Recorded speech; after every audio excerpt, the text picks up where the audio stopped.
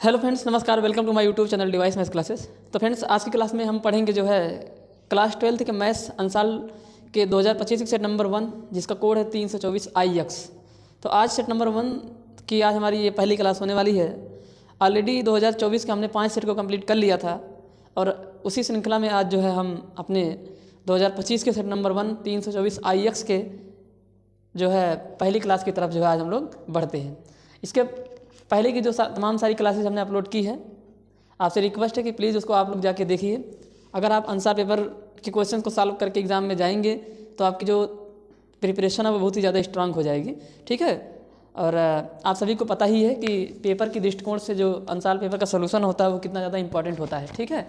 तो आपको करना पड़ेगा। आंसर पेपर अगर आप नहीं करते हैं तो कहीं ना कहीं आप जो है लापरवाही कर रहे हैं, और अगर आप इस तरह की लापरवाही करके एग्ज़ाम देने जाएंगे तो फिर आपका जो एग्ज़ाम है उतना अच्छा जाएगा नहीं, ये बात तो श्योर है, ठीक है।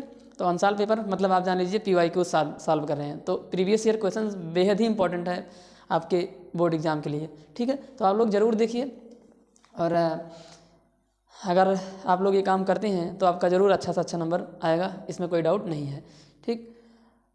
चलिए बढ़ते हैं आज के जो है इस क्लास के पहले क्वेश्चन की तरफ, और जिसमें हम आज की क्लास में पढ़ने वाले हैं क्वेश्चन नंबर 1 से लेकर क्वेश्चन नंबर 4 तक के क्वेश्चंस को, जिसमें अपने एक नंबर और दो नंबर के क्वेश्चंस कवर होने वाले हैं। तो क्वेश्चन नंबर 1 जो है उसमें आपके 5 पार्ट दिए होते हैं, और उसमें से आपको, और ये पाँचों क्वेश्चन आपके ऑब्जेक्टिव टाइप के होते हैं, यानी कि आपको जो है 4 ऑप्शन मिलेंगे, आपको एक ऑप्शन वहाँ से टिक करना होगा, उनमें से कोई एक ऑप्शन आपका सही होगा। तो चलिए हम लोग बढ़ते हैं आज की क्लास के पहले क्वेश्चन की तरफ, और जिसमें क्वेश्चन नंबर 1 का जो ए पार्ट है उसमें हमसे कह रहा है कि यहाँ पे एक फंक्शन दिया गया है f(x) = mod x, और जो कि डिफाइन है real number to real number positive, यानी कि यहाँ पे सभी वास्तविक संख्याएं हैं, सभी रियल नंबर हैं, लेकिन यहाँ पे ऐसे रियल नंबर है जो नेगेटिव नहीं है, यानी कि पॉजिटिव वाले रियल नंबर है। तो फंक्शन की डोमेन है ऑल रियल नंबर, और उसका जो को डोमेन है, यानी कि जो वैल्यू निकल के आएगी वो किस फैमिली से बिलोंग करेगी, वो R पॉजिटिव से बिलोंग करेगी। तो हमें बताना है कि ये जो फंक्शन दिया गया है ये किस टाइप का फंक्शन है। आपके पास ऑप्शन है 4। पहला है कि 1 1 एंड ऑन टू, यानी कि फंक्शन 1 1 है और ऑन टू है। 1 1 को हिंदी में बोलते हैं एकाएक फलन, और ऑन टू को बोला जाता है आच्छादक फलन। तो फलन ऑन टू है और आच्छादक है। दूसरा many one and onto, यानी कि बहु एकाएक है और आच्छादक है। बहु एकाएक फलन उसे कहते हैं जो फंक्शन 1 1 नहीं होता है, यानी कि जो फंक्शन 1 1 नहीं होगा उसे मेनी वन कहते हैं, यानी कि जो एकाएक नहीं होगा वही बहु एकाएक होगा। तीसरा ऑप्शन है 1 1 बट नॉट ऑन टू, यानी कि 1 1 तो है वो लेकिन ऑन टू नहीं है, मतलब एकाएकी तो है वो लेकिन वो आच्छादक नहीं है। और चौथा ऑप्शन है नाइदर 1 1 नॉर ऑन टू, ना ही वो आच्छादक है और ना ही वो एकाएक है। तो चलिए लगाते ही सवाल को देखते हैं ये क्या है। तो आसान सवाल है, इसमें ज़्यादा कुछ करना नहीं है आपको, बस 1 1 और ऑन टू फंक्शन को कैसे चेक करते हैं ये आपको पता होगा तो आप इस सवाल को बहुत ही आराम से कर सकते हैं। तो चलिए इसको चेक करते हैं। तो सबसे पहले हम लोग चेक करेंगे 1 1 के लिए, फॉर 1 1। तो ये फंक्शन 1 1 है कि नहीं ये चेक करने के लिए क्या करते हैं, कोई भी फंक्शन 1 1 चेक करने के लिए हमको करना पड़ता है, 2 नंबर ऐसे लेने पड़ते हैं अपने डोमेन से जिन पर फंक्शन की वैल्यू इक्वल आती हो। तब यदि ये प्रूफ हो जाए कि वो दोनों नंबर भी सेम है जिनको हमने अपने डोमेन से लिया था, जिन पर फंक्शन की वैल्यू सेम आई थी, अगर वो दोनों नंबर भी सेम हो जाएंगे तो ये फंक्शन अपना 1 1 फंक्शन बन जाएगा। तो यहाँ पे देखिए f(x) = mod x लिखा गया है। तो अगर हम 2 नंबर ऐसा पकड़ते हैं जिन पर फंक्शन की वैल्यू इक्वल आती है और वो दोनों नंबर हमारे इस डोमेन रियल नंबर से बिलोंग करने चाहिए, उसके बाद वो दोनों नंबर अगर इक्वल हो जाएंगे तो 1 1 होगा, अगर इक्वल नहीं होंगे तो 1 1 नहीं होगा। तो अगर हम यहाँ पे 2 नंबर पकड़ते हैं अपने डोमेन से, एक कोई भी 2 नंबर पकड़ लीजिए, हम पकड़ रहे हैं एक 3 दूसरा -3, हम देखेंगे कि उन पर फंक्शन की वैल्यू सेम आएगी, क्योंकि आपको पता है जो 3 होता है उसका जो मॉड की वैल्यू आती है वो भी 3 आती है, और जो -3 आएगा उसकी भी मॉड की वैल्यू कितनी आएगी, 3 ही आएगी। तो मतलब फंक्शन की वैल्यू सेम आ रही है बट वो दोनों नंबर सेम नहीं हो रहे हैं, इसी वजह से ये फंक्शन 1 1 नहीं है। तो बस इसी चीज़ को यहाँ पे लिखना है। यहाँ लिखेंगे लेट 3, -3 बिलोंगिंग रियल नंबर, और यहाँ पे रखेंगे अपना डोमेन, और अपना डोमेन क्या है वही रियल नंबर है। और हम देख पा रहे हैं यहाँ पे लिखेंगे बिकॉज f ऑफ x1, यही तो डेफिनेशन होती है f ऑफ x1 कितनी है अपनी, यहाँ पे जो है 3 है, यहाँ पे रख देंगे। तो f ऑफ 3 इक्वल टू, यहाँ पे लिख देंगे ऐसे लिख देंगे सच दैट, यहाँ पे लिखेंगे such that F of 3 equal to F of -3। हमने दो नंबर 3 और -3 इस प्रकार से लिए हैं कि उन पर फंक्शन की वैल्यू बराबर आई है। तो देखिए आएगी भी, एफ ऑफ 3 किसके इक्वल होगा, मॉड में 3 के इक्वल होगा। यहाँ पे लिख देंगे एफ ऑफ 3 मतलब मॉड में 3 इक्वल टू मॉड में -3, और ये 3 के इक्वल आ गया और ये भी 3 के इक्वल आ गया, मतलब फंक्शन की वैल्यू सेम आ गई। बट ये दोनों नंबर सेम नहीं है। यहाँ पे लिख देंगे but 3 is not equal to -3, hence function is not onto, hence sorry onto नहीं 1 हेंस फंक्शन इज नॉट 1 तो ये फंक्शन जो अपना है ये 1 नहीं हुआ। ठीक है, फंक्शन अपना क्या हुआ 1 नहीं हुआ। इन पर फंक्शन की वैल्यू तो सेम आई, लेकिन ये दोनों नंबर इक्वल नहीं हुए, इसी वजह से ये फंक्शन 1 फंक्शन नहीं है। वैसे भी आप देख लीजिए, हमने दो नंबर पकड़े थे, एक -3 पकड़ा था, दूसरा 3 पकड़ा था, और इधर तो पॉजिटिव नंबर ही आएगा। तो 3 पर भी वैल्यू 3 आई और -3 पर भी वैल्यू 3 आई। इसका मतलब 3 एक यूनिक इमेज का काम नहीं कर रहा है, तो ये फंक्शन 1 नहीं है, ये नॉट यूनिक इमेज है, नॉट यूनिक इमेज। और आप सभी को पता है कि 1 फंक्शन में सेट के प्रत्येक एलिमेंट के यूनिक इमेज होने चाहिए, तो ये फंक्शन 1 नहीं है। दूसरा ऑनटू के क्या करते हैं, तो ये 1 नहीं है तो मेनी 1 हो जाएगा, याद रखे रहना। ठीक है, तो ये कौन सा फंक्शन है, it is many 1 function, it is many 1, यह मेनी 1 है। ऑनटू के लिए क्या करते हैं, ऐसे ही देख लीजिए, ऑनटू के लिए करना क्या है कि हमारा फंक्शन है, यहाँ पे देख देंगे दूसरा हम लोग चेक करें, for onto, for onto. Onto के लिए क्या करेंगे, ध्यान से देखिए आप लोग,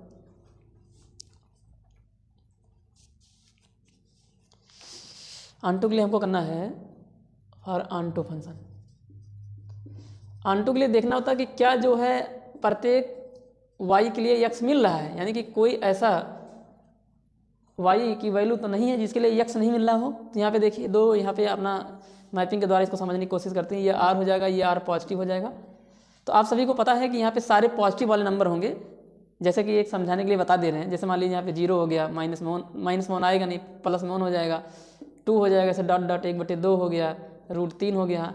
और यहाँ पे तो सारे नंबर आएंगे -1 -2 -5 6 ऐसे 1 2 ऐसे सारे नंबर जितने पॉसिबल हैं। अब आप लोग देख पा रहे होंगे कि यहाँ पे कोई भी ऐसा एलिमेंट नहीं है जिसको अगर मॉड के अंदर रखते, अच्छा यहाँ मॉड के अंदर नहीं रखा जाएगा। आप लोग यहाँ पे समझिए, हमें ऑनटू के लिए जो है f(x) बराबर y होता है ना, तो y बराबर ये मॉड x लिखा गया है। अब हम लोग यहाँ से x की वैल्यू निकालते हैं, तो x बराबर क्या होगा, +-y होगा। तो यहाँ पे आप y की कोई भी वैल्यू रख लीजिए, x में ज़रूर मिल जाएगा। अब y यहाँ आपको पता है कि जो है यहाँ पे जो y होगा वो निगेटिव रखा नहीं जाएगा, क्योंकि y अपना r पॉजिटिव से लिया गया है। तो वैसे भी आप निगेटिव भी अगर रख लेते, लेकिन निगेटिव तो वैसे भी नहीं रखना, उसने मना किया है पहले ही। आप पॉजिटिव का कोई भी नंबर रख लो y का, तुम्हें x में नंबर वो मिल जाएगा। इसका मतलब ये फंक्शन ऑनटू है, हर एक एलिमेंट के लिए यहाँ पे x बिलोंग कर रहा है, हर एक y के लिए x बिलोंग करेगा। यहाँ पे लिख देंगे here for all y has x in domain.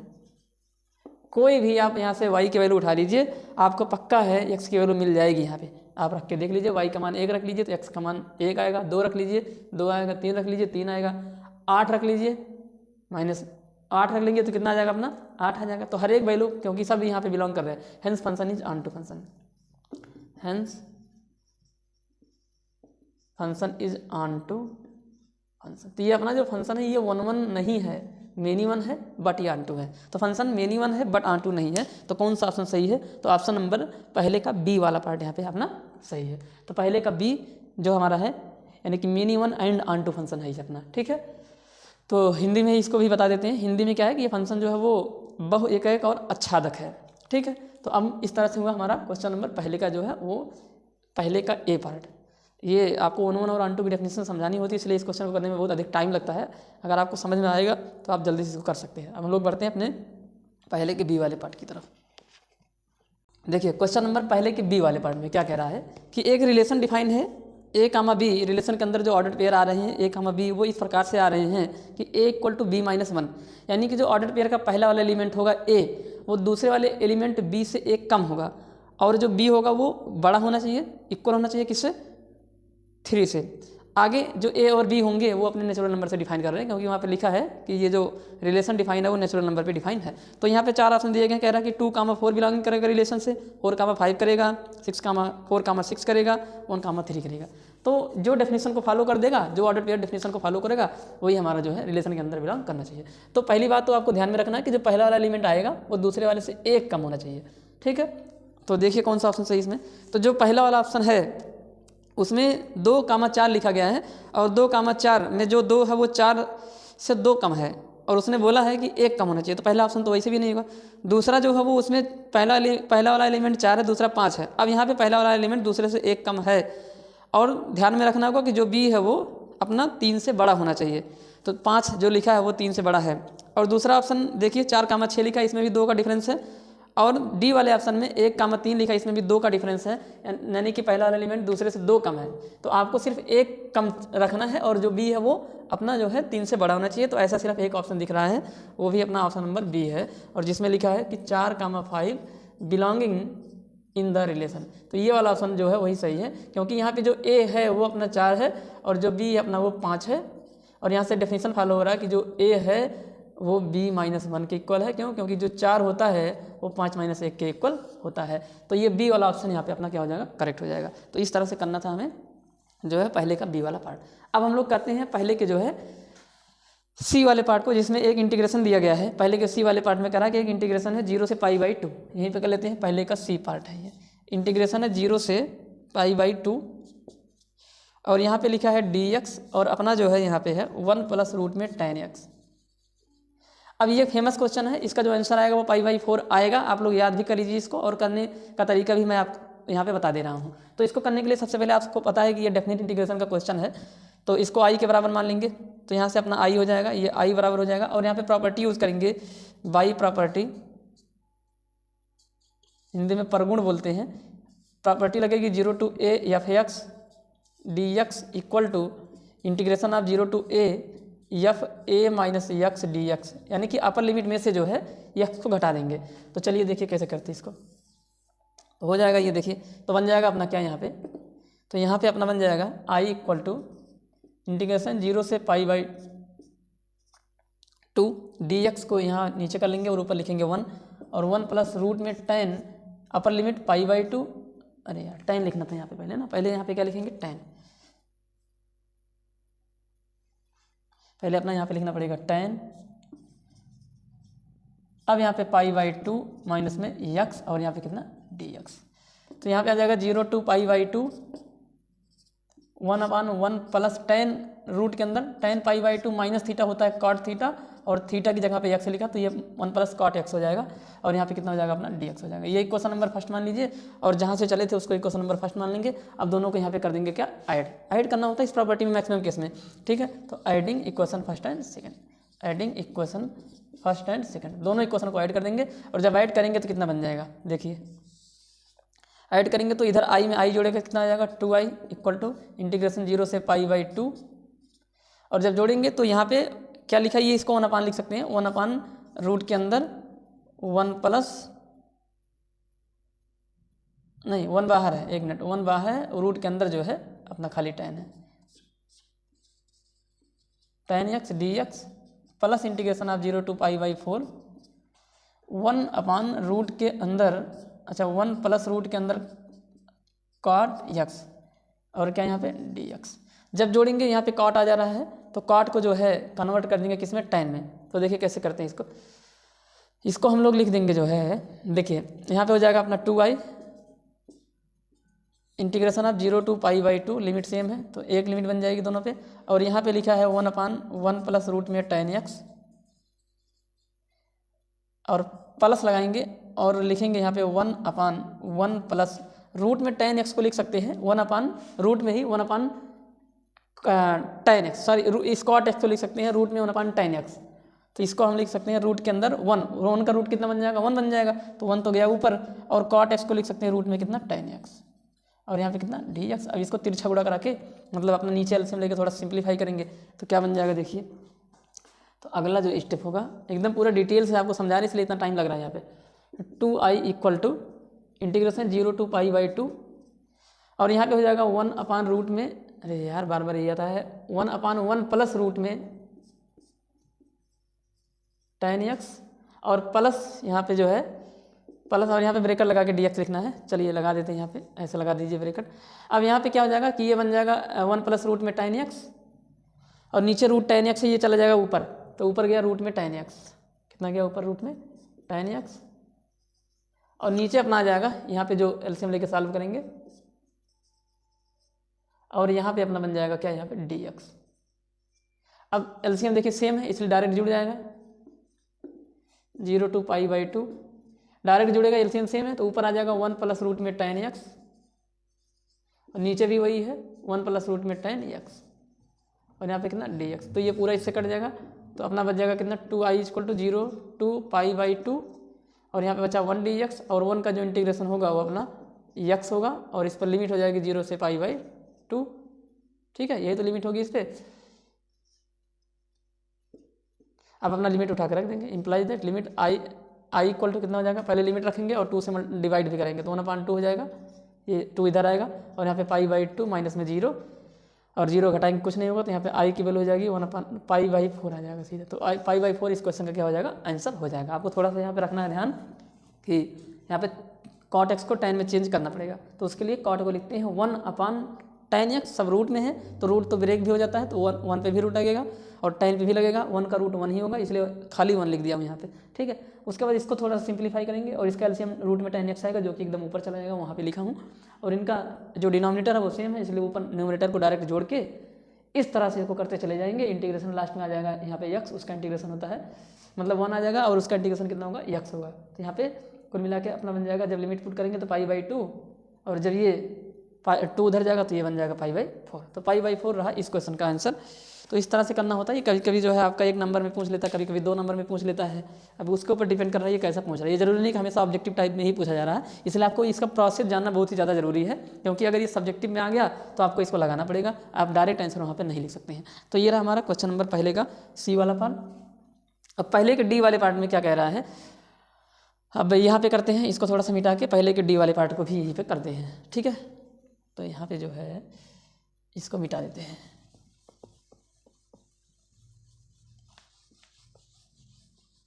तो इसमें बोला है पहले के डी पार्ट में हमको एक डिफरेंशियल इक्वेशन दिया गया है, हमारे पास एक डिफरेंशियल इक्वेशन है और जिसमें लिखा है कि 9d2y upon dx2 equal to 1 plus dy/dx का क्या यहाँ पे होल स्क्वायर, और इसकी पावर है 1/3।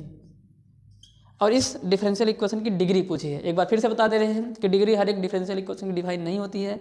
वह डिफरेंशियल इक्वेशन जो एक लीनियर डिफरेंशियल इक्वेशन होता है, सॉरी लीनियर नहीं, पॉलिनोमियल डिफरेंशियल इक्वेशन होता है, उसी की डिग्री डिसाइड की जाती है। और पॉलिनोमियल डिफरेंशियल इक्वेशन उसे कहते हैं जिसमें जो अपना dy/dx वाला टर्म आया है, या जो d2y/dx2 वाला टर्म आया है, या जो dq मतलब जो डिफरेंशिएशन वाला टर्म आया है वो साइन मतलब वो एंगल का काम ना करे, लॉग के साथ ना हो। जैसे साइन लिखा हो dy/dx लिखा हो तो वो एक पॉलिनोमियल डिफरेंशियल इक्वेशन नहीं है।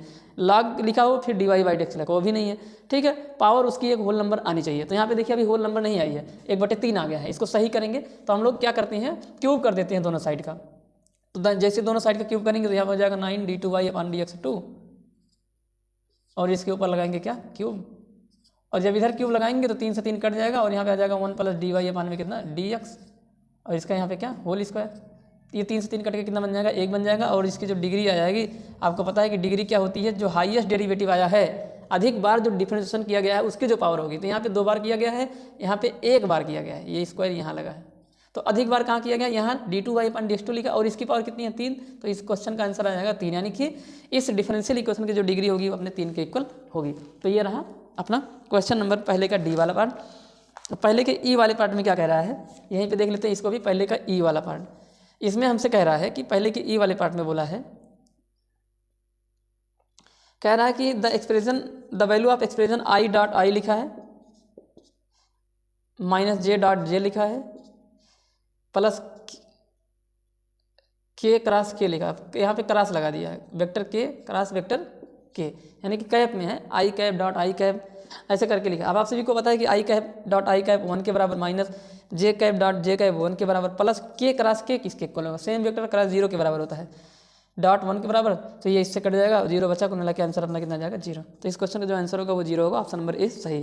तो ये रहे हमारे 5 क्वेश्चन ऑब्जेक्टिव वाले, जिसमें हमने अपने 5 क्वेश्चन को यहाँ पे किया है, और चौथे को जो है वो अपना यहाँ पे किए थे, और बाकी तीसरा जो है वो यहाँ किए थे, मिटा दिए हैं। तो ये हमने पहले वाले क्वेश्चन के 5 पार्ट ऑब्जेक्टिव वाले कंप्लीट हुए। अब हम लोग बढ़ते हैं अपने क्वेश्चन नंबर दूसरे की तरफ, दूसरे का ए वाला पार्ट।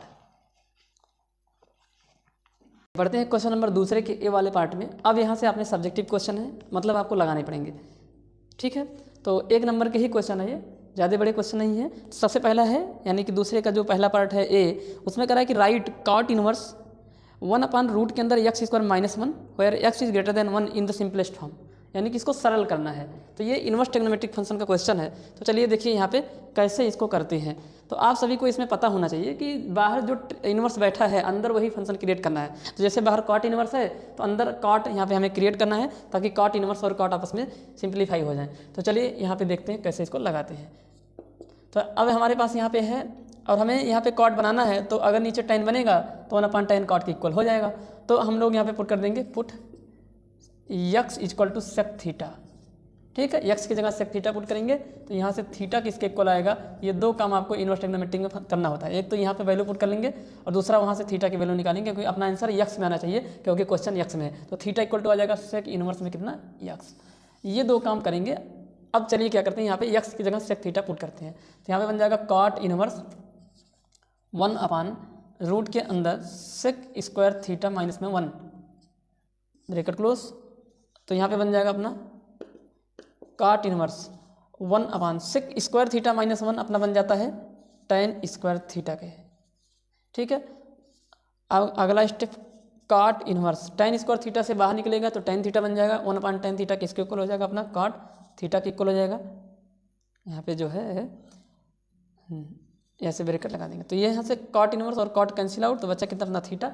और थीटा क्या मान चुके थे अपना, जो है यहाँ पे अपना जो थीटा है वो sec इनवर्स x के इक्वल है। तो यहाँ पे बन जाएगा अपना sec इनवर्स x। तो जो आंसर आएगा इसका वो आएगा अपना sec इनवर्स में क्या, x, ठीक है। तो ध्यान रहिए कॉट इनवर्स से कॉट तब कैंसिल आउट होता है जब ये थीटा इसकी रेंज से बिलोंग करनी चाहिए। तो थीटा रेंज से बिलोंग कर रहा है, क्योंकि उसने बता दिया कि जो x है वो ग्रेटर है किससे, 1 से। आप सभी को पता है कि जो कॉट इनवर्स फंक्शन होता है, ठीक है, उसकी जो रेंज है वो क्या है। यहाँ पे जो x है, अच्छा 1 मिनट, यहाँ पे ध्यान रखना है आपको, जो है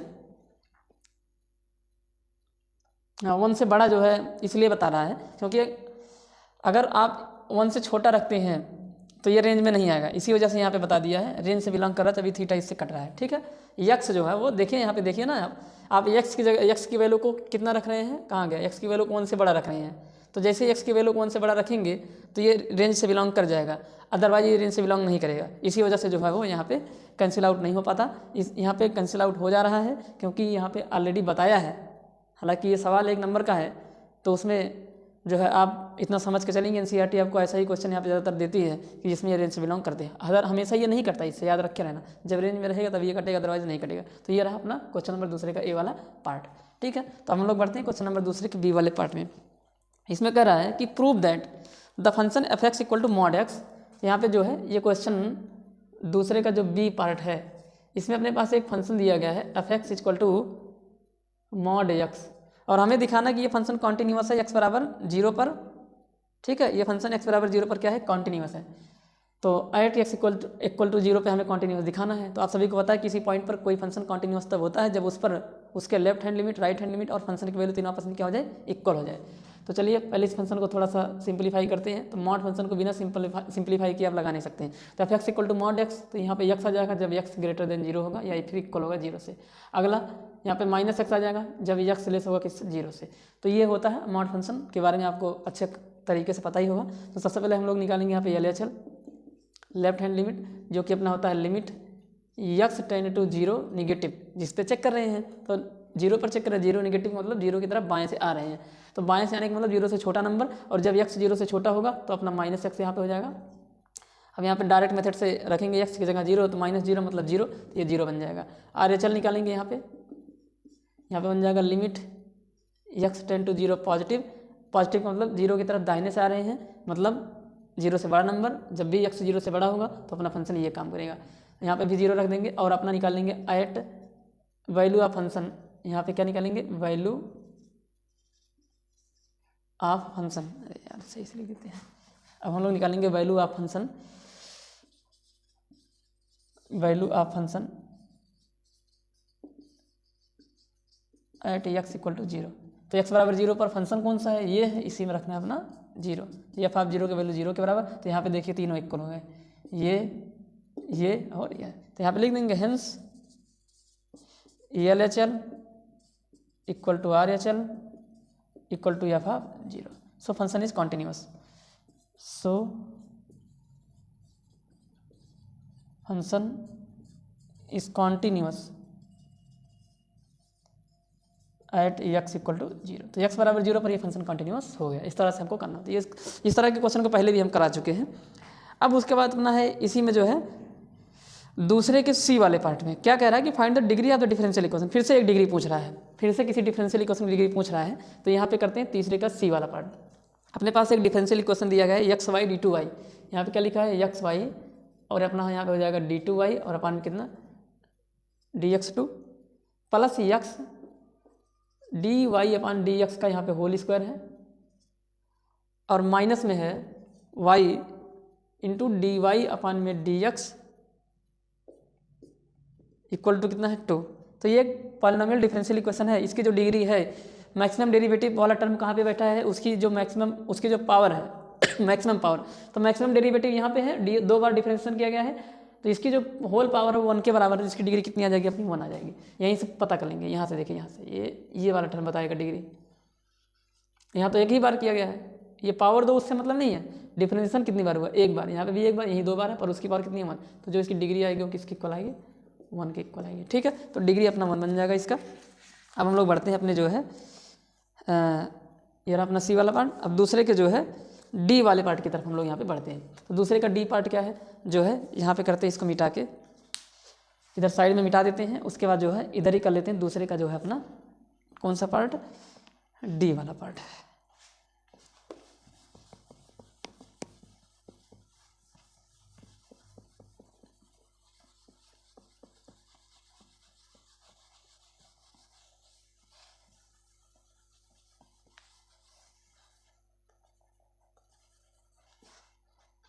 इसमें जो है ये प्रोबेबिलिटी का क्वेश्चन है। इसमें दिया है हमको कि P A equal to 0.12, probability of A equal to, इसमें कह रहा है कि probability of A equal to 0.12 और दिया है probability of B equal to 0.15। ठीक है, क्या लिखा है अगला, probability of B equal to 0.15 and और दिया है probability of A by B यानी कि कंडीशनल प्रोबेबिलिटी, इसकी वैल्यू है 0.1। अच्छा ए बाई बी नहीं है, बी बाई ए लिखा है। कितना लिखा है 0. प्रोबेबिलिटी ऑफ बी बाई ए, ये अपना लिखा है 0.18। तो हमसे कह रहा है कि हमें निकालना है प्रोबेबिलिटी ऑफ, अरे यार कितना गलत हो रहा है, निकालना है probability of A intersection B की वैल्यू निकालनी है। तो आप सभी को पता होना चाहिए, सीधा एक फार्मूला होता है। ये कंडीशनल प्रोबेबिलिटी का क्वेश्चन है, सह प्रतिबंध प्रायिकता का क्वेश्चन है, क्योंकि यहाँ पे बी बाई ए दिया है। तो यहाँ पे हम जानते हैं, यहाँ पे लिख देंगे वी नो दैट कि probability of B by A equal to probability of B intersection A upon probability of A, ये फार्मूला होगा। अब यहाँ पे जो probability of B intersection A लिखा गया है, ये ए इंटरसेक्शन बी के ही इक्वल होगा। अब probability of B by A की वैल्यू 0.18 है और probability of B by B intersection A को हम लोग ए इंटरसेक्शन बी भी लिख सकते हैं अपॉन प्रोबेबिलिटी ऑफ ए किसके इक्वल होगा अपना 0.12 के इक्वल होगा। अब क्रॉस मल्टीप्लाई कराएंगे आंसर आ जाएगा। तो चलिए करा लेते हैं। तो 12×96 यानी कि 96, कैरी कितना आ जाएगा अपना यहाँ पे 9 आ जाएगा। 12 1 जा 12 और 12 और 9 21 के इक्वल होगा। और यहाँ पे 2 अंक इधर 2 अंक इधर 4 अंक पे लगेगा। तो यहाँ पे लगा देंगे एक 0 और यहाँ पे बढ़ा देंगे एक पॉइंट, यहाँ पे भी एक पॉइंट लिख देंगे और अपना आ जाएगा probability of A intersection B. तो probability of A intersection B की जो वैल्यू आई वो किसके इक्वल आ गई 0.021 के इक्वल आ गई अप्रॉक्सीमेट। तो ये अपना हो जाएगा यहाँ पे आंसर, या 0.02 भी यहाँ पे लिख सकते हो। तो ये रहा क्वेश्चन नंबर जो है दूसरे का जो है डी पार्ट। अब हम लोग लगाते हैं अपने क्वेश्चन नंबर दूसरे के ई वाले पार्ट को। तो इसको मिटा के यहाँ पे लगाते हैं क्वेश्चन नंबर दूसरे का ई पार्ट। ठीक, देखिए क्या है अपना,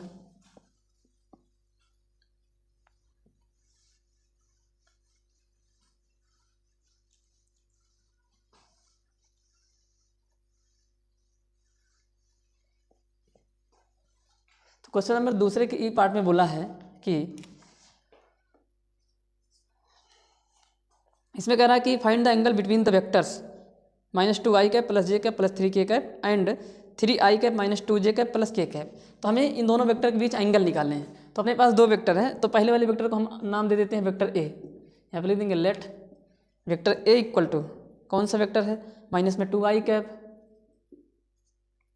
प्लस में j कैप प्लस में 3k कैप, ये पहला वेक्टर हो जाएगा।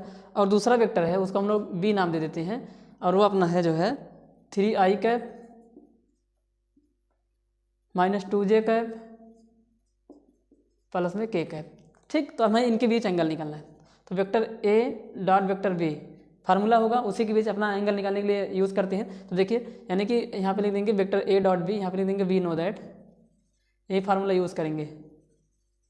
Vector a dot vector b equal to magnitude of vector a magnitude of vector b into में कितना अपना कॉस थीटा, यहाँ से थीटा की वैल्यू निकल जाएगी। तो a डॉट b करेंगे अपना, तो a डॉट b का मतलब -2i कैप प्लस में j कैप प्लस में 3k कैप, मतलब एक बार वैल्यू रख लेंगे यहाँ पे, डॉट लगा देंगे बीच में। तो 3i cap -2j cap plus में k cap equal to magnitude of vector a। तो वेक्टर a का मैग्नीट्यूड क्या होगा, रूट के अंदर सीधा -2 का स्क्वायर 4 हो जाएगा, प्लस 1 का स्क्वायर 1 हो जाएगा, प्लस 9 हो जाएगा, इंटू अगला 9 हो गया, प्लस में 4 हो गया, प्लस में 1 हो गया, इंटू में कितना कॉस थीटा। और इधर जब डॉट कराएंगे कितना आ जाएगा, हम अगले स्टेप में कराएंगे, क्योंकि ये इसके इक्वल है ना, उधर दिखता नहीं इसलिए जो है नीचे इक्वल लगा दिया। इनका डॉट कराएंगे तो -6 आ जाएगा, इनका कराएंगे -2 आ जाएगा, इनका कराएंगे प्लस में 3 आ जाएगा।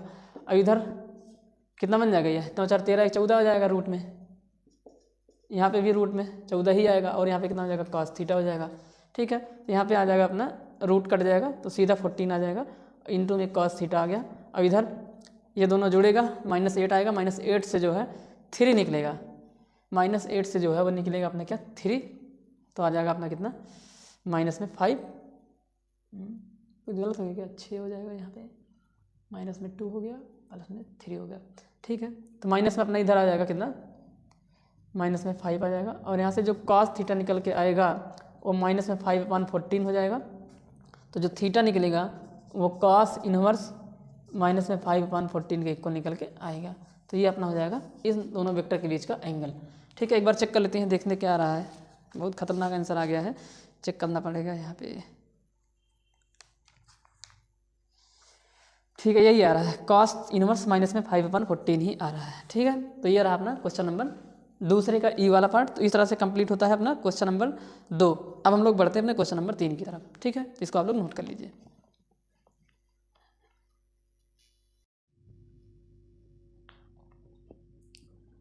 देखिए, क्वेश्चन नंबर तीसरे का ए पार्ट है। अब ये 2 नंबर के क्वेश्चन है, और इसमें हमसे कह रहा है कि if F R to R and G R to R, यानी कि दोनों function R to R define है। जो अपना एफ फंक्शन है वो भी real number to real number है, और जो अपना जी फंक्शन है वो भी real number to real number है।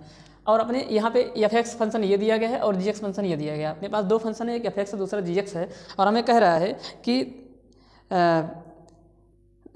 Then prove that G O F यानी कि गॉफ इक्वल टू फॉग नहीं है, यानी कि गॉफ और फॉग आपस में इक्वल नहीं है, gof is not equal to fog.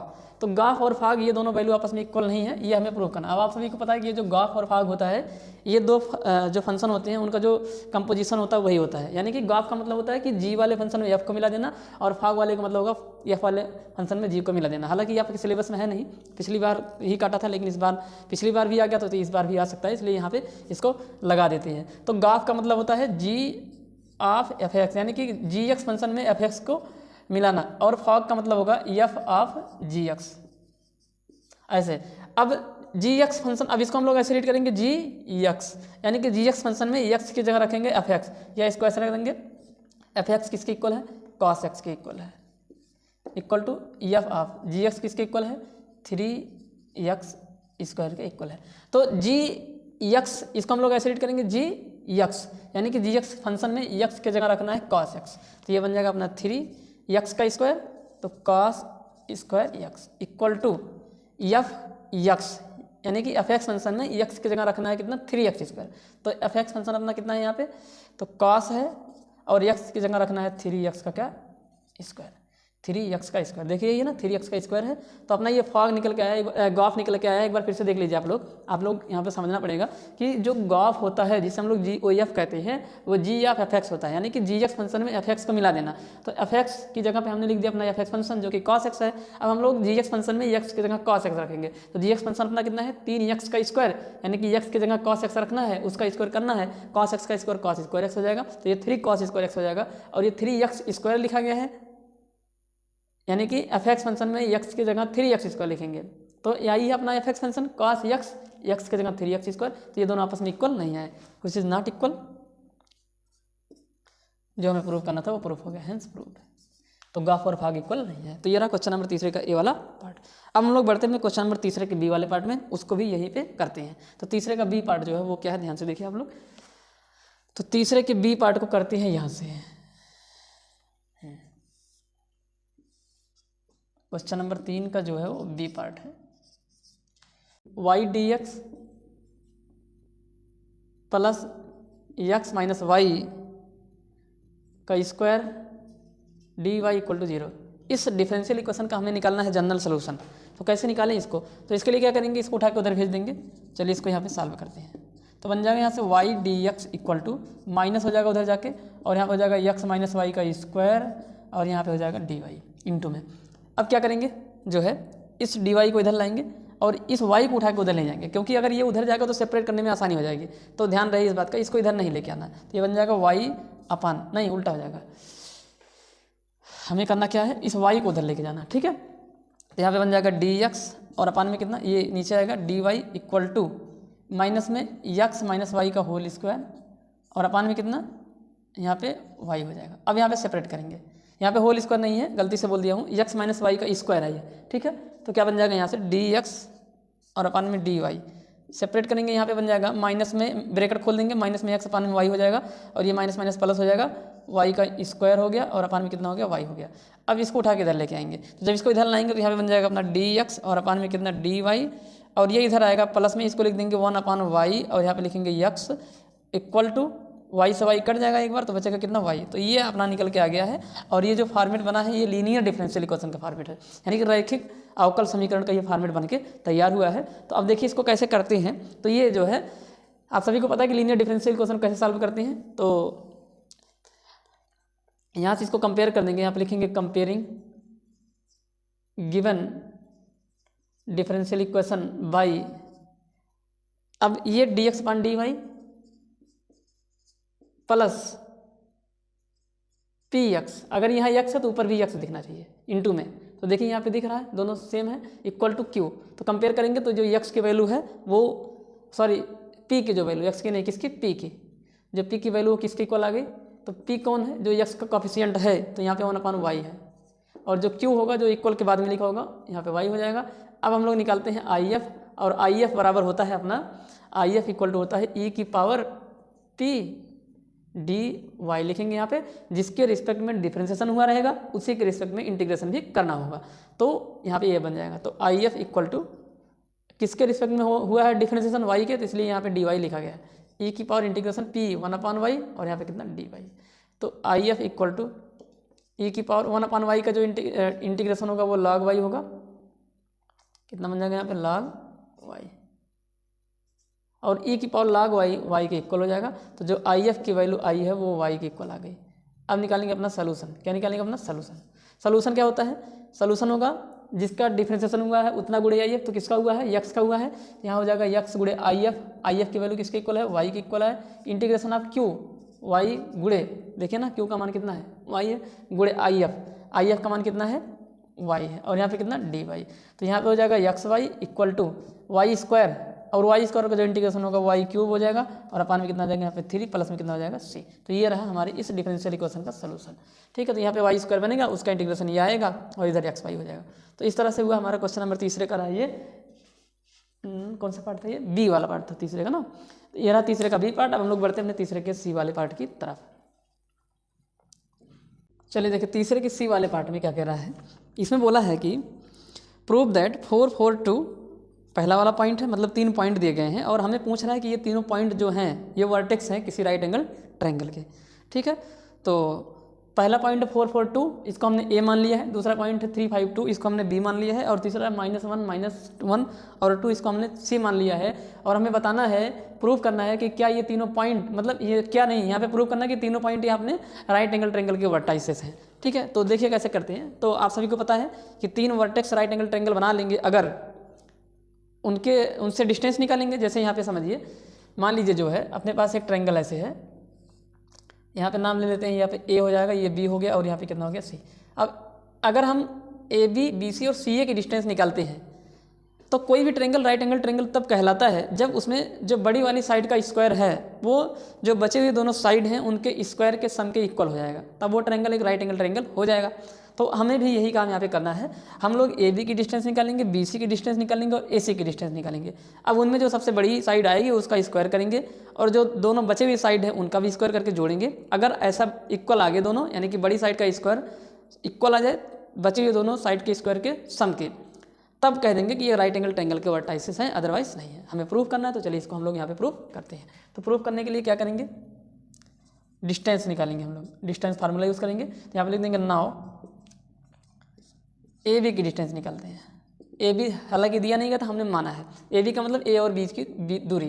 तो यहाँ पे लिखा है ए और डिस्टेंस फार्मूला लगाएंगे। डिस्टेंस फार्मूला क्या होता है यहाँ पे लिख देंगे, दूरी सूत्र होता है x2 या x1 - x2 कुछ भी लिख दीजिए, इसका होल स्क्वायर हो जाएगा, प्लस y1 - y2 का क्या हो जाएगा यहाँ पे होल स्क्वायर हो जाएगा, और प्लस z1 - z2 का क्या हो जाएगा यहाँ पे होल स्क्वायर हो जाएगा। यहाँ पे लिख देंगे z1 - z2 का क्या हो जाएगा यहाँ पे होल स्क्वायर हो जाएगा। तो इस फार्मूले का यूज़ करेंगे और करेंगे यहाँ पे x1 - x2।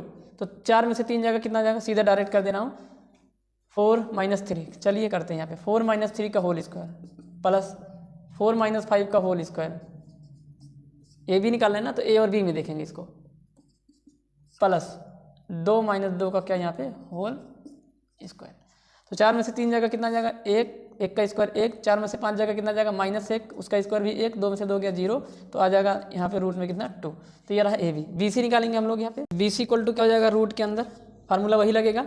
तो बी सी मतलब ये और ये, तो इधर आ जाएगा 3 और 1 4, तो 4 का स्क्वायर प्लस 5 और 1 6 हो जाएगा, 6 का स्क्वायर। अरे वही फार्मूला लगाएंगे तो ये माइनस है ना, आके जब माइनस से टकराएगा तो प्लस बन जाएगा, और इधर 2 में से 2 जाएगा, कितना आ जाएगा 0, तो इधर आएगा 0 का स्क्वायर। तो कितना बन जाएगा कुल रूट में जो है यहाँ पे हो जाएगा 16 और प्लस यहाँ पे कितना हो जाएगा 36। 36 और 16 जोड़ देंगे, कितना हो जाएगा 36 + 16 52 हो जाएगा यहाँ पे। तो 52 आ गया रूट के अंदर। तो ये बी सी का मान आ गया। अब हम लोग यहाँ पे निकालेंगे ए सी के वैल्यू को। किसको निकालते हैं, ए सी की वैल्यू को निकालेंगे। तो ए सी किसके इक्वल होगा, रूट के अंदर ए और सी पकड़ेंगे तो ये x1 x2, तो फार्मूला लगाएंगे तो 4 + 1 हो जाएगा, इसका स्क्वायर हो गया, और यहाँ पे 4 + 1 का स्क्वायर, और 2 में से 2 जाएगा, कितना आ जाएगा 0 का स्क्वायर। तो कितना बन जाएगा ये रूट के अंदर 25, 4 1 5 25 हो जाएगा, स्क्वायर करेंगे तो इधर भी 25, तो 25 को लिख देंगे रूट में कितना 50। अब हम लोग क्या करेंगे, यहाँ पे लिख रहे हैं क्या, यहाँ से देखिए, यहाँ पे लिखेंगे b cos, तो यहाँ पे रूट में 52 है, वहाँ पे रूट में 50 है, वहाँ पे रूट में 2 है, तो सबसे बड़ा साइड ये दिख रहा है, रूट में 52। यहाँ पे लिख देंगे नाउ बी सी का जो स्क्वायर है वो इक्वल आ गया ए बी का स्क्वायर प्लस में किसके स्क्वायर, बी सी के ए सी के स्क्वायर के। तो यानी कि अपना जो रूट में 52 है वो इक्वल आ गया छोटी दोनों साइड। कौन सी है अपनी, एक है √2 का स्क्वायर और अगला कितना है रूट में 50 का स्क्वायर। तो करेंगे कितना हो जाएगा यहाँ पे देखिए, तो 52 हो जाएगा, इधर हो जाएगा 2, इधर हो जाएगा 50, जोड़ देंगे 52 हो जाएगा, और इधर भी कितना आ गया 52 आ गया। तो ये दोनों बराबर हो गए, यानी कि ये वाली कंडीशन को सेटिस्फाई कर रहा है। तो हेंस यहाँ पे लिख देंगे hence given vertices are vertices of right angle triangle. Right angle triangle के वर्टेक्स यहाँ पे हैं। तो इस तरह से करते हैं। ये रहा हमारा क्वेश्चन नंबर तीसरे का सी वाला पार्ट। अब हम लोग बढ़ते हैं अपने क्वेश्चन नंबर तीसरे के डी वाले पार्ट की तरफ। देखिए तीसरे के डी पार्ट में कह रहा है कि यहाँ पे 2 मैट्रिक्स इक्वल दिए गए हैं, एक मैट्रिक्स से दूसरा मैट्रिक्स से है, और हमें एक्स वाई जेड की वैल्यू निकालनी है। तो आप सभी को पता होनी चाहिए कि अगर 2 मैट्रिक्स इक्वल हैं तो उनके करस्पॉन्डिंग एलिमेंट भी आपस में इक्वल होते हैं। तो हमारे पास यहाँ पे ऑलरेडी इक्वल दिया गया है, तो हम लोग कंपेयर कर लेंगे यहाँ से। तो जो x + 1 हो, x + y होगा वो 6 के इक्वल हो जाएगा। कंपेयर कर लेंगे, यहाँ पे लिख देंगे नाउ कंपेयर कर लेंगे, तुलना कर लेंगे, मतलब करस्पॉन्डिंग एलिमेंट का। तो x + y है, ये किसके इक्वल हो गया अपना यहाँ पे 6 के इक्वल, और जो 5 + z है वो किसके इक्वल हो जाएगा 5 प्लस जेड, ये अपना 5 के इक्वल हो जाएगा। और तीसरा जो है ये इक्वेशन नंबर फर्स्ट, इसको सेकेंड, और यहाँ पे जो एक्स वाई की वैल्यू है वो अपना 8 के इक्वल हो जाएगा। तो चलिए जो है इसको इन तीनों इक्वेशन की हेल्प से जो है हम लोग एक्स वाई जेड की वैल्यू निकालते हैं। तो एक्स प्लस वाई की वैल्यू 6 के इक्वल है, और यहाँ से तो जेड डायरेक्ट निकल गया, जेड की कोई प्रॉब्लम नहीं है, यहाँ से निकालेंगे तो जो जेड की वैल्यू आएगी वो 5 उधर भेजेंगे तो 0 बन जाएगा, मतलब माइनस में हो जाएगा, तो जेड की वैल्यू 0 के बराबर आ गई। जेड तो निकल गया अपना, 0 आ जाएगा। इन दोनों को कैसे निकाला जाए, तो देखिए कैसे निकालते हैं। कभी भी अगर आपको एक्स प्लस वाई पता हो और एक्स इंटू वाई पता हो, यहाँ पे लिख देंगे now by equation first and second. Now sir गलत तो नहीं उतार रहा, एक बार चेक कर लेते हैं। 5 plus z 5 equal x y, ठीक है सब सही है। तो now by equation first and third, equation first और थर्ड से कभी भी अगर आपको एक्स प्लस वाई दिया हो, एक्स वाई दिया हो, तो आप एक्स माइनस वाई निकालें तो ज़्यादा सही रहेगा। तो यहाँ पे हमको फार्मूला पता है कि एक्स माइनस वाई का whole square equal to x plus y का होल स्क्वायर, और माइनस में होता है अपना जो है 4x वाई। तो इस फार्मूले में उठा के अपना वैल्यू रख लेंगे, अभी देखिए हमारा सब कुछ निकल जाएगा। तो चलिए यहाँ पे जो है रखते हैं फार्मूले में वैल्यू। तो एक्स माइनस वाई का होल स्क्वायर ये हमको निकालना है, मतलब नहीं पता है, equal to x plus y हमको 6 दिया गया है, इसका होल स्क्वायर कर लेंगे, माइनस में 4 इंटू एक्स वाई की वैल्यू किसके इक्वल है 8 के इक्वल है। तो इधर हो जाएगा एक्स माइनस वाई का होल स्क्वायर इक्वल टू, इधर कितना बन जाएगा 36 आ जाएगा यहाँ पे, और माइनस में 32 आ जाएगा, और 36 से 32 घटाएंगे कितना आ जाएगा अपना 8 आ जाएगा यहाँ पे, ठीक है। और यहाँ पे आ जाएगा 8, तो एक्स माइनस वाई की जो वैल्यू निकल के आएगी वो, अच्छा यहाँ पे सही है ना 32, नहीं यहाँ पे 8 नहीं 4 आएगा यार, गलत हो रहा है। यहाँ पे कितना आ जाएगा यहाँ पे 4, तो यहाँ पे हो जाएगा एक्स माइनस वाई का होल स्क्वायर इक्वल टू 4, तो x minus y equal to अपना कितना बन जाएगा यहाँ पे 2 बन जाएगा, ठीक है। 2 क्या प्लस माइनस 2 दोनों हो सकता है, यहाँ पे दोनों वैल्यू लिख देंगे, प्लस भी हो सकता है और माइनस भी हो जाएगा, प्लस माइनस 2 हो जाएगा। तो एक बार एक्स माइनस वाई की वैल्यू +2 रखेंगे, एक बार -2 रखेंगे, तो ये क्वेश्चन नंबर मान लेते हैं अपना कितना है, ये चौथा है। तो now by equation first and fourth, तो एक्स प्लस वाई की जो वैल्यू है वो 6 के इक्वल है, और जो एक्स माइनस वाई की जो वैल्यू है, आगे और कुछ नहीं लिखा है एक्स के बारे में, पॉजिटिव निगेटिव ऐसा कुछ नहीं लिखा है, तो यहाँ पे दोनों वैल्यू लेना पड़ेगा। एक्स माइनस वाई की वैल्यू 2 के बराबर है, तो अब इनको सिंप्लीफाई करेंगे तो आ जाएगा, जोड़ देंगे इनको, तो जैसे ही जोड़ोगे ऐड कर देंगे, यहाँ पे इसको ऐड करेंगे तो ये इससे कट जाएगा, और यहाँ पे हो जाएगा 2x इक्वल टू 8, तो जो 2x की वैल्यू है वो 8 के इक्वल है, तो x किसके इक्वल हो जाएगा 8/2, काट देंगे कितना आ जाएगा 4, तो x का मान 4 आ गया। अगर x की वैल्यू 4 आई है तो y की वैल्यू कितनी होगी, कहीं पे रख देंगे उठा के, चलिए यहीं रख देंगे, तो 4 + y इक्वल टू कितना 6, देन y इक्वल टू कितना 6 - 4 implies that y equal to कितना आ जाएगा अपना 2 आ जाएगा, तो y की वैल्यू 2 आ जाएगी। अगला फिर से एक बार x minus y equal to -2 पकड़ेंगे। Now again equation first and fourth, तो x प्लस वाई की वैल्यू 6 के इक्वल है, और जो x माइनस वाई है वो माइनस में 2 के इक्वल है। फिर से ऐड करेंगे, इनको ऐड करेंगे तो ये इससे फिर से कट जाएगा, तो यहाँ पे हो जाएगा 2x, अब की बार यहाँ पे आ जाएगा कितना 4, तो x की वैल्यू किसके इक्वल आ जाएगी यहाँ पे 2 के इक्वल आ जाएगी। और अगर x 2 के इक्वल है तो यहाँ पे वैल्यू उठा के रखेंगे, तो 2 + y equal to 6 implies that y equal to कितना आ जाएगा अब की बार 4 आ जाएगा। तो x की y की वैल्यू क्या क्या निकल के आई, तो जो x की वैल्यू निकली वो 2 निकली है, एक 2 निकली है, अगला कौन सा निकला है, एक तो 2 आया है, अगला 4 आया है, और जो y की वैल्यू है वो भी 2 निकल के आई है। एक बार y की वैल्यू कितनी निकली थी, कहाँ गया भाई, यहाँ से y की पहली वैल्यू कहाँ है, ये 2 है, और अगली कितनी है 4 है, तो 2 और 4, और z की जो वैल्यू है वो किसके इक्वल निकल के आई है, z जो है अपना 0 के इक्वल निकल के आया है। तो ये रहा इस क्वेश्चन का आंसर, तो ये रहा तीसरे का डी वाला पार्ट। अब हम लोग बढ़ते हैं अपने तीसरे के जो है, अच्छा क्वेश्चन नंबर 3 में टोटल डी ही पार्ट है, मतलब डी तक ही है। अब हम लोग अपने क्वेश्चन नंबर 4 की तरफ बढ़ते हैं। चलिए बढ़ते हैं क्वेश्चन नंबर 4 के ए वाले पार्ट में, और इसमें कह रहा है कि so that the function f(x) equal to 7x² - 3 is an increasing function when x is greater than 0, यानी कि ये फंक्शन जो है वो इंक्रीजिंग है, हमें प्रूफ करना है। ये अपना एक इंक्रीजिंग फंक्शन है, और इंटरवल किसमें x इज ग्रेटर देन 0 में ये इंक्रीजिंग फंक्शन है। तो आप सभी को पता है कि इंक्रीजिंग फंक्शन देखने के लिए जो है हमें चेक करना पड़ेगा कि जो f' है वो ग्रेटर देन 0 होना चाहिए, तो f' हमें निकालना पड़ेगा। तो अगर अपना f(x) जो है वो इक्वल है 7x² - 3 के, तो जो एफ डैश एक्स आएगा वो किसके इक्वल आ जाएगा, तो 14x माइनस में 0 आ जाएगा। तो जो एफ डैश एक्स की वैल्यू आएगी वो 14x के क्या आ जाएगी, इक्वल आ जाएगी। अब अगर इस इंटरवल के किसी एक वैल्यू के लिए एफ डैश एक्स का मान 0 से बड़ा आ जाएगा तो इस पूरे इंटरवल के x की वैल्यू के लिए अपना जो फंक्शन होगा वो इंक्रीजिंग फंक्शन कहलाएगा। तो इस इंटरवल से x इज ग्रेटर देन 0, इसको ऐसे भी लिख सकते हो कि जो x होगा वो बिलोंग करेगा 0 से लेके, अच्छा यहाँ पे ओपन इंटरवल लगेगा क्योंकि इक्वल की साइन यहाँ पे नहीं लगी है, तो यहाँ पे जो है बनाएंगे ये वाला 0 से इनफाइनाइट तक का इंटरवल पकड़ेंगे और इसमें से कोई एक वैल्यू उठा के यहाँ पे रख देंगे और चेक करेंगे कि क्या एफ डैश एक्स पॉजिटिव आ रहा है कि निगेटिव आ रहा है। तो रख देंगे यहाँ से एक्स की वैल्यू रख लेते हैं 0 से बड़ा कोई एक नंबर जो कि 1 है, यहाँ पे लिख देंगे पुट एफ डैश 1, तो कितना बन जाएगा यहाँ पे 14 इंटू 1, तो एफ डैश 1 की वैल्यू 14 की इक्वल आ जाएगी। यहाँ पे लिख देंगे which is positive, which is positive, hence function is increasing function। ठीक है, इंक्रीजिंग फंक्शन पूरा लिख देंगे यहाँ पे।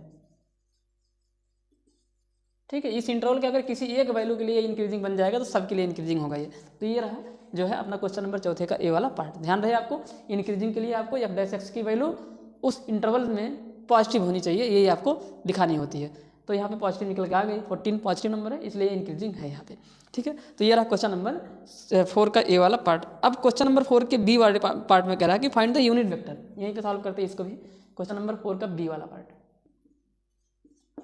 कह रहा है कि find the unit vector perpendicular to each of the vectors a plus b and a minus b, यानी कि हमको एक ऐसा यूनिट वेक्टर निकालना है जो परपेंडिकुलर हो वेक्टर ए प्लस बी पर और वेक्टर ए माइनस बी पर।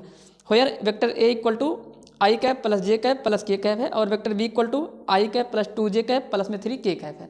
तो अपने पास दो वेक्टर दिए गए हैं, वेक्टर ए इक्वल टू दिया है कितना आई कैप प्लस में जे कैप और प्लस में कितना के कैप है, और जो वेक्टर बी है वो अपने पास दिया गया है, वेक्टर बी दिया गया है आई कैप प्लस में 2j कैप प्लस में 3 के कैप। तो हमें ऐसा वेक्टर बताना है जो vector A plus vector b and vector A minus vector b पर क्या हो, परपेंडिकुलर हो, और वो यूनिट वेक्टर होना चाहिए, perpendicular unit vector, perpendicular unit vector.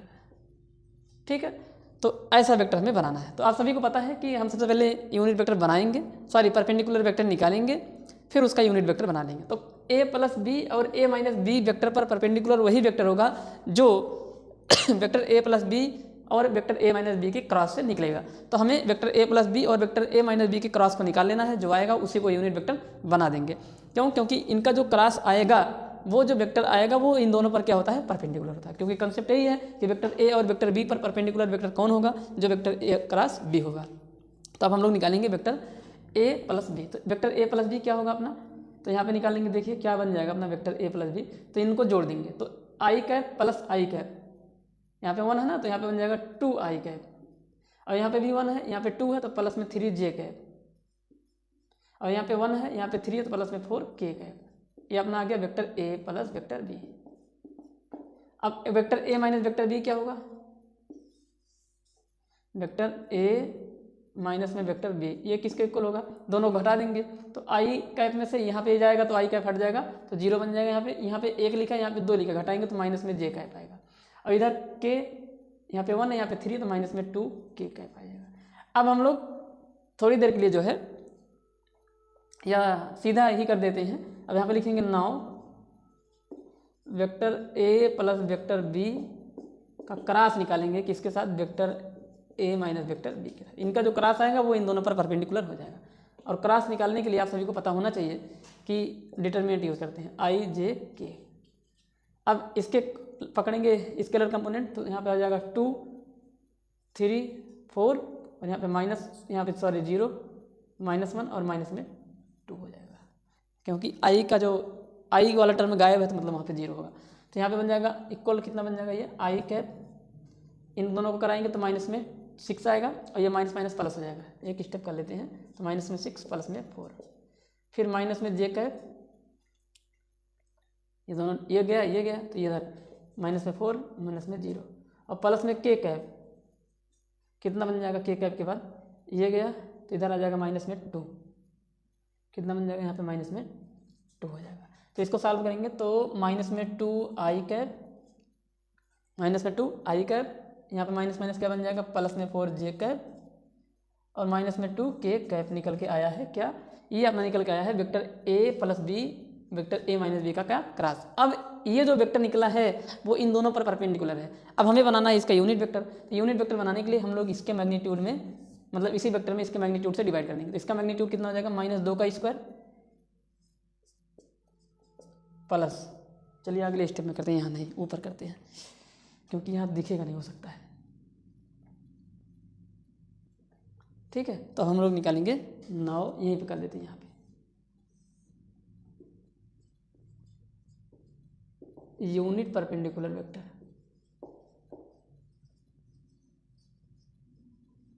Unit perpendicular vector तो निकालेंगे कितना बन जाएगा जो इन दोनों पर क्रॉस हो, तो यही था। तो इसका निकालेंगे क्या, तो माइनस में 2i कैप प्लस में 4j कैप माइनस में 2k कैप, इसी के जो है मैग्नीट्यूड से डिवाइड करेंगे।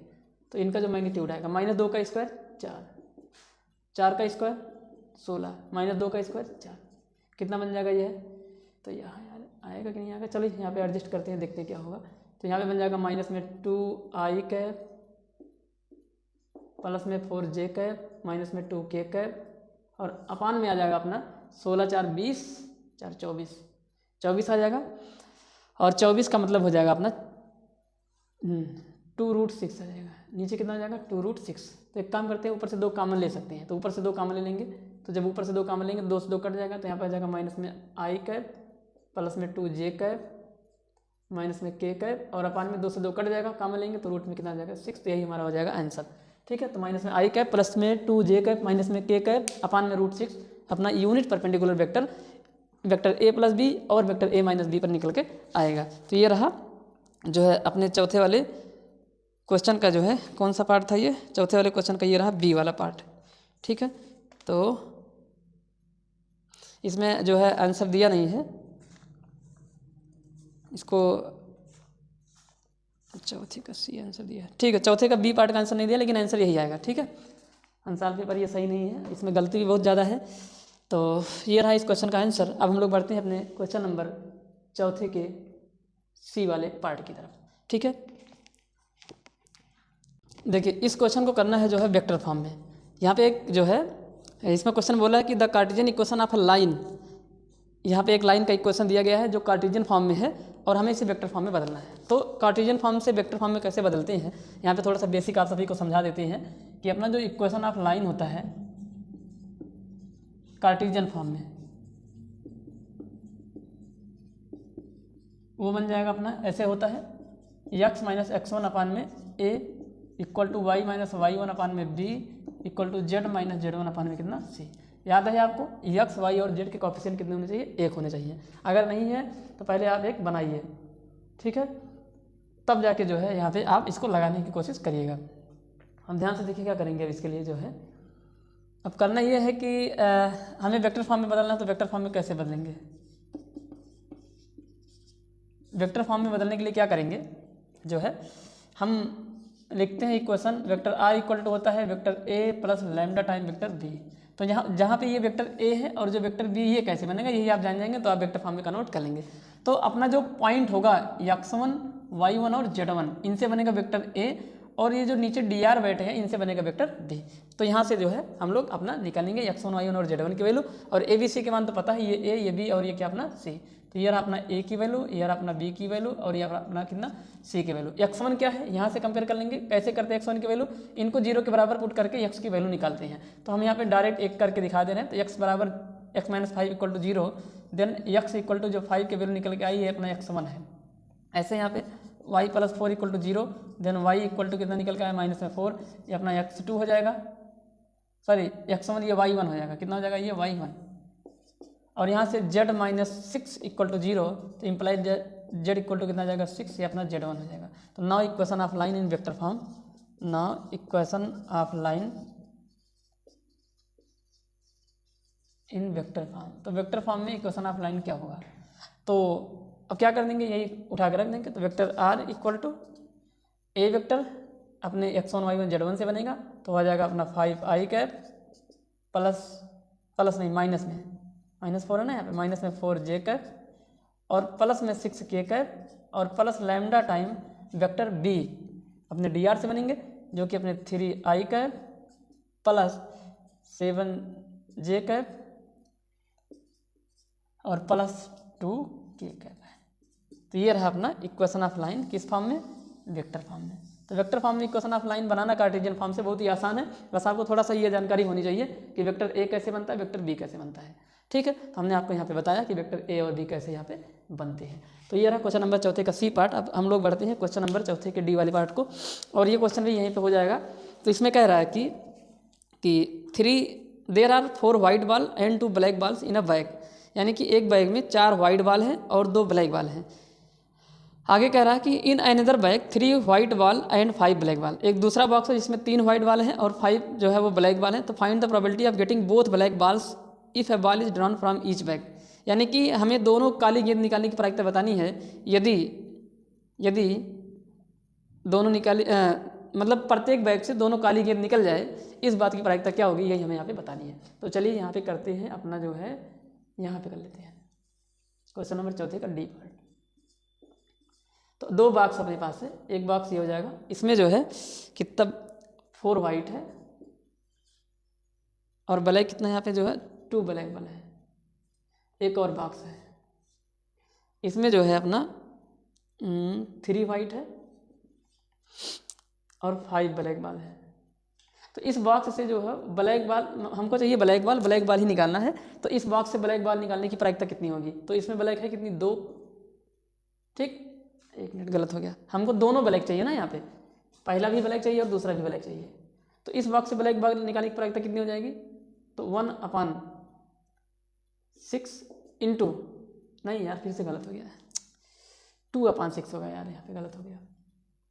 कितना बन जाएगा यहाँ पे 2/6 हो जाएगा, और ये बन जाएगा कितना 1/3। और यहाँ से ब्लैक बॉल निकालने की प्रायिकता कितनी हो जाएगी 5/में कितनी 8, तो ये बन जाएगा अपना 5/8 के इक्वल आ जाएगा। ठीक है, तो यहाँ से जो है हम 2 ब्लैक बॉल निकाल लिए। अब यहाँ पे जो है टोटल मतलब एक ब्लैक बॉल यहाँ से निकाल लिए और एक यहाँ से निकाल लिए, और हमको चाहिए 2 ब्लैक बॉल ना, तो यहाँ पर लिख देंगे 9, 2 ही बोला ना।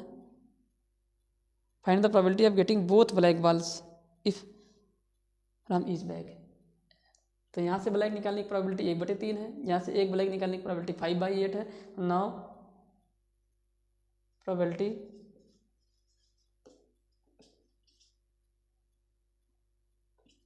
टू ड्रॉन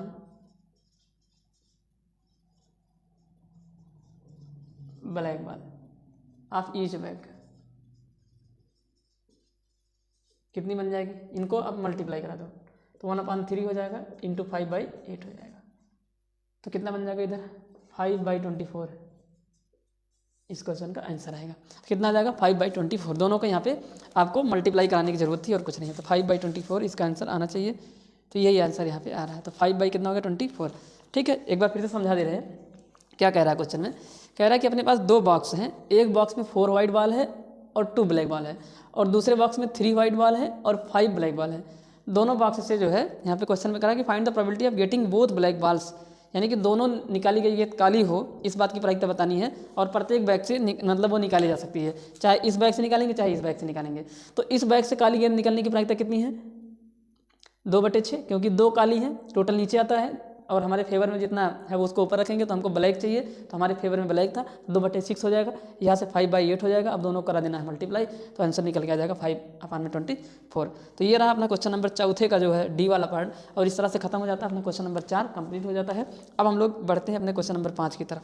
ठीक है, तो देखिए क्वेश्चन नंबर 5 क्या है, उसको हम लोग अब जो है अपने नेक्स्ट क्लास में करेंगे। तो आज की क्लास में बस इतना ही पढ़ते हैं, अब अगली क्लास में हम लोग मिलेंगे और उसमें हम लोग जो है क्वेश्चन नंबर 5 से लेकर क्वेश्चन नंबर 6 तक के क्वेश्चन करेंगे, जो अपने 5-5 नंबर के क्वेश्चन होने वाले हैं। और आप सभी को पता है कि 5 नंबर के क्वेश्चन आपके पेपर में 50 नंबर के पूछे जाते हैं।